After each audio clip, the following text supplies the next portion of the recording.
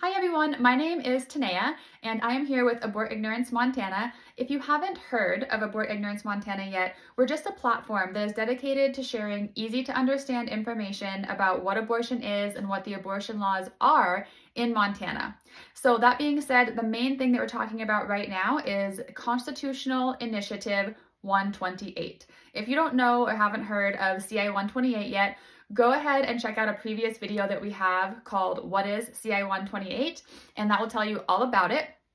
Today what we're going to talk about is one of the main talking points about this initiative, which is that it will expand abortion access in Montana up until the point of birth. So currently in Montana, we have abortion access up to 22 weeks gestation. 21 weeks, 6 days is technically what it is, basically 22 weeks. So this initiative is going to expand that up to 9 months of pregnancy. And there's a lot of people out there that don't think that that's accurate. They think that it's a stretch from the truth. Even if they are, or you are, pro-choice, you might not be pro 9 months of pregnancy to have that choice for an abortion. So we're just going to break down some of the actual language in this initiative to just show you what's happened with that language and why it is actually expanding abortion access in Montana up to the point of birth. So first of all, to understand that language, we need to understand that there's two versions of the text actually out there right now. So I have them with me today. One of them is the ballot language that is for CI-128. And that ballot language means this is the shortened version of the constitutional change that is going to go to voters. So we get voter guides now in Montana. It's super helpful. They usually come to us in the mail, and it tells you before you go in to vote, or if you want to cast your absentee ballot, it tells you what you're voting on.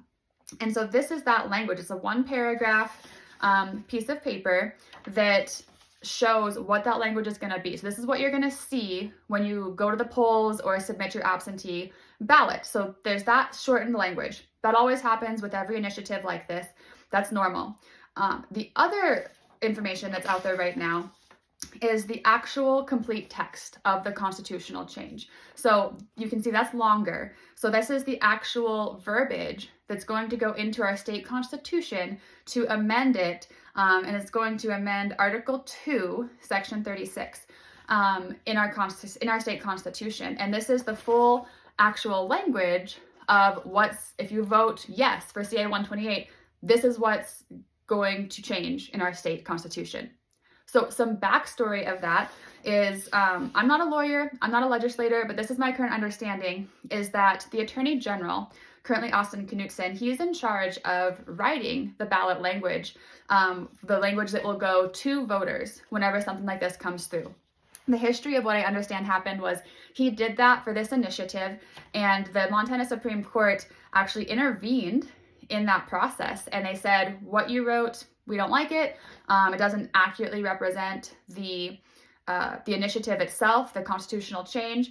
And so the Supreme Court actually rewrote the ballot language, overriding our Attorney General's normal process of writing that language for us. And so this is this ballot language that you're seeing, and that you can look it up on the Secretary of State website. This is what's going to be on your ballot when you vote in November or by absentee. This was actually written by our Montana Supreme Court. I don't know how normal or abnormal that is, but it is at least kind of a red flag and a little upsetting that our Supreme Court is intervening into our normal ballot process and telling our Attorney General, we're going to write this language because you didn't do a good enough job. I don't know if that's very precedented or not, but it seems odd to me. So then to get even more confusing and odd, the ballot language, which is what is easily accessible to find and what you're going to read when you vote for a CI-128 in November, we're talking about 9 months of pregnancy. So when you read this language, which is a lot more accessible to most of us, this actually shortened version, it says that it would prohibit the government from denying or burdening the right to abortion before fetal viability. So let's break that down. That means that if this passes, if this goes through and our constitution is changed, then what would change is that this initiative would not allow the government to refuse an abortion to anyone or to force anyone to have an abortion. And then they put parameters around that saying before fetal viability. So fetal viability is now actually 21 weeks. I've heard some reports as early as 15 weeks, but for sure we have a living, breathing human being. He's a young boy, absolutely adorable, and he was born at 21 weeks of pregnancy, and he was able to survive outside of the womb. So fetal viability means the age, the gestational age was during the pregnancy at which the baby could survive outside the womb. So scientifically, we now know, because we have human beings on this planet that are living, having been born at 21 weeks, that 21 weeks is about fetal viability. It can't be exact. It's different in every situation, but that is kind of the generally accepted age, is 21 weeks. So what this language is saying, what you're going to read on your ballot in November, the shortened version of the change that's happening in Montana, is that the government could not, this would prevent the government from forcing anyone to have an abortion or not allowing anyone to have an abortion. So they couldn't refuse an abortion for anyone that was experiencing an unwanted pregnancy before fetal viability, so before 21 weeks gestation age.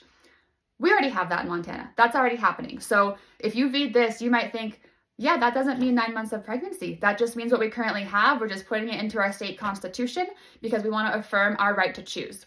That would be my interpretation if this is all that I read.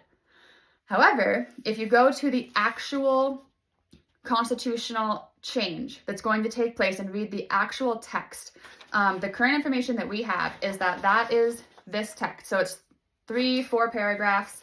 It's longer. And that same section that was just summarized, and we talked about the government couldn't force anyone to have an abortion before fetal viability. So before 21 weeks, they also couldn't refuse anyone to have an abortion before 21 weeks for any reason, except for maybe the life of the mother, which we'll talk about that in a different video. So then the actual text that is going, so like if you vote yes on CI-128, it changes the Constitution.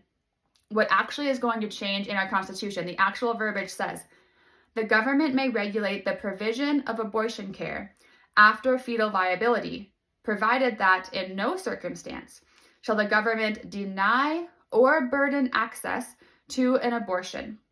And so this is talking about after fetal viability. So this is actually expanding abortion care, abortion access to after fetal viability. Currently, we don't have anything in Montana that says yes or no, you can't have an abortion after fetal viability, currently, which is after 21 weeks. But this is going to expand that. And this is saying that the government can regulate, abortion access after fetal viability, as long as that in no circumstance after fetal viability do they force anyone to have an abortion or refuse anyone the right to have an abortion.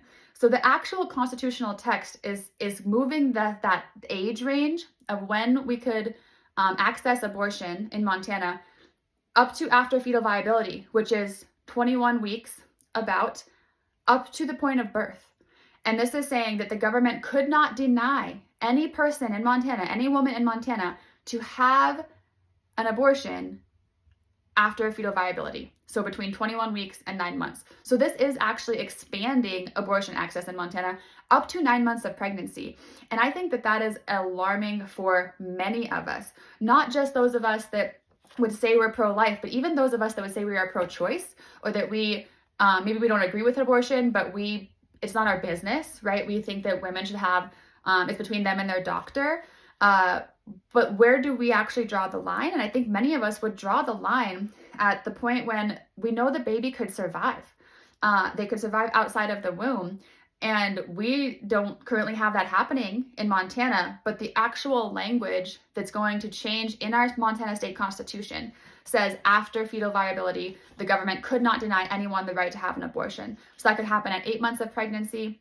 That could happen at 9 months of pregnancy, anytime after 21 weeks. And so this would expand that access. And that's not just some extremist saying it's going to expand it and talking out of a vacuum. We just looked at the actual text that says that it would expand it.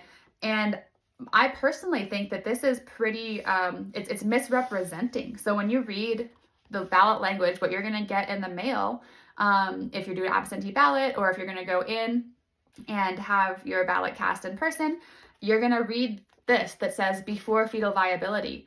And you're going to probably think, right, that means that before 21 weeks, when the baby couldn't survive outside the womb, the mom needs to have an abortion. That's all we're doing here. What we're actually doing is we're expanding that to after fetal viability, the government could not deny any woman that abortion for any reason. So if that concerns you, I would urge you to learn more about CI-128. You can reach out to us at abortignorancemt.com. We have information there. You can email me at abortignorancemt@gmail.com. I'm happy to answer any questions that you have. I'm happy to provide my sources for you as far as where I got the information about the text and where I got the information about the ballot language. It's all public info. You guys can find it yourselves.